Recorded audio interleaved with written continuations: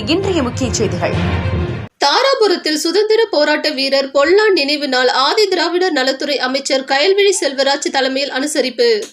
திருப்பூர் மாவட்டம் தாராபுரத்தில் சுதந்திர போராட்ட வீரர் பொல்லான் 219வது நினைவு நாளை முன்னிட்டு அமைச்சரின் அலுவலகத்தில் அலங்கரித்து வைக்கப்பட்ட பொல்லான் திருவுருவ படத்திற்கு ஆதி திராவிடர் நலத்துறை அமைச்சர் கயல்விழி செல்வராஜ் மாலை அணிவித்து மலர் தூவி மரியாதை செலுத்தினார்.